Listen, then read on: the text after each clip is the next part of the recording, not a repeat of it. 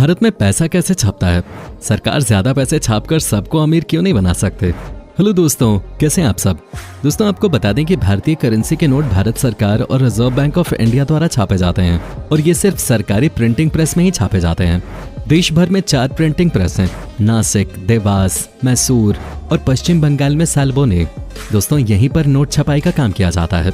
इसमें देवास की bank note press और नासिक की करेंसी नोट प्रेस वित्त मंत्रालय के अधीन काम करने वाले security printing and minting corporation of India के नेतृत्व में काम करते हैं। वहीं मैसूर व सल्बोनी के प्रेस भारतीय रिजर्व बैंक के सब्सिडियरी कंपनी भारतीय रिजर्व बैंक नोट मुद्रण प्राइवेट लिमिटेड के अधीन काम करते हैं। इसे छापने के लिए खास तरीके के इंक का इस्तेमाल किया जाता है जो स्विट्जरलैंड की कंपनी बनाती है और ये कंपनी कई देशों को स्याही निर्यात करती है। इस मामले में प्रधानमंत्री नरेंद्र मोदी ने भी स्वदेशी इंक और पेपर बनाने के लिए कहा था।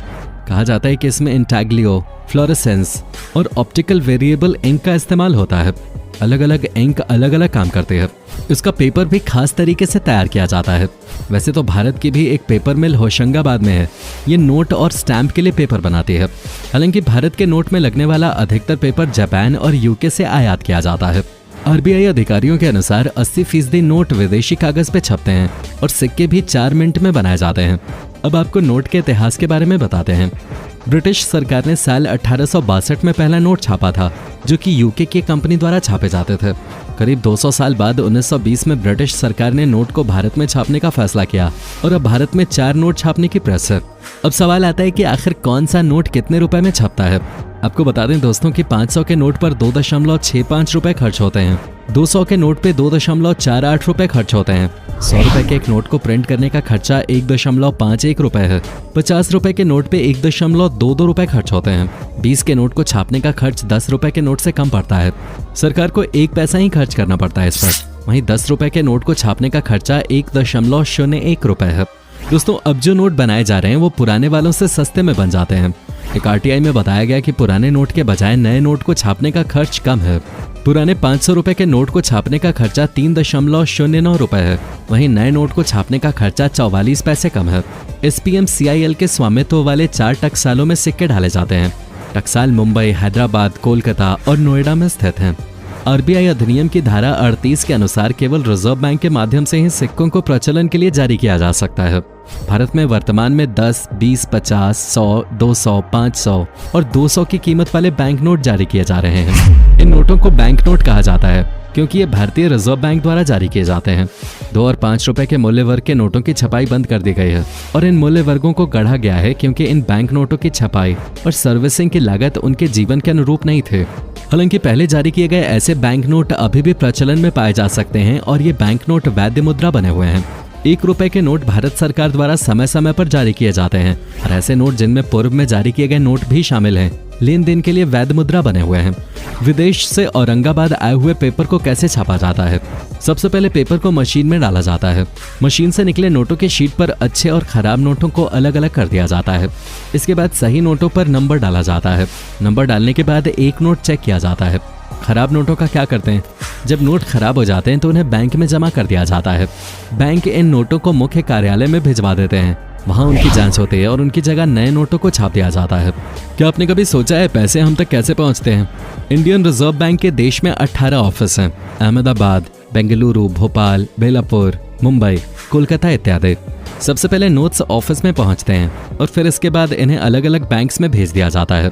एक फैक्ट ये भी है कि किस देश में कितने नोट छपने हैं ये उस देश की सरकार, सेंट्रल बैंक, GDP और विकास दर के हिसाब से तय किया जाता है।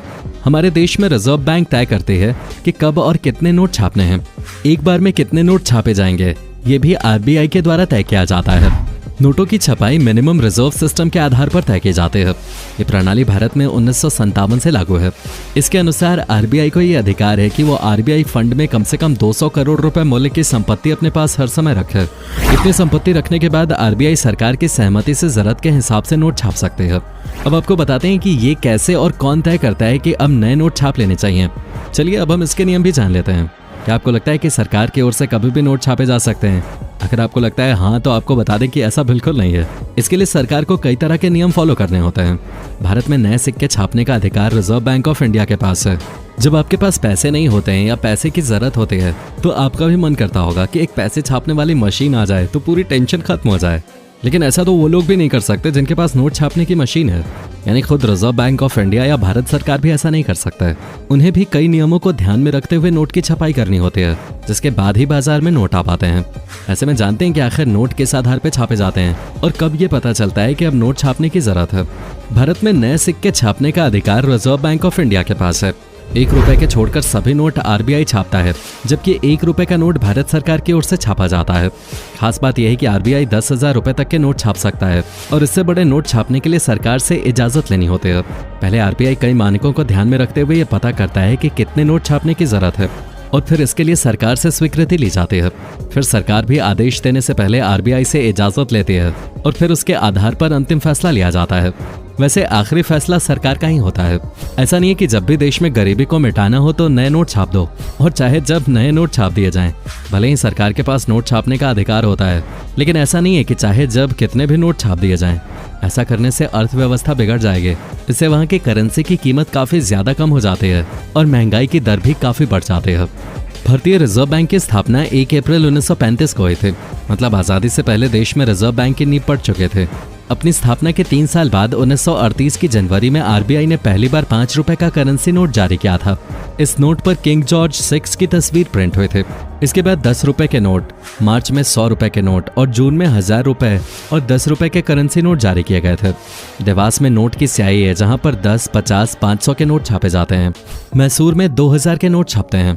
आपको बता दें कि देवास में 1 साल में 265 करोड़ रुपए के नोट छापे जाते हैं।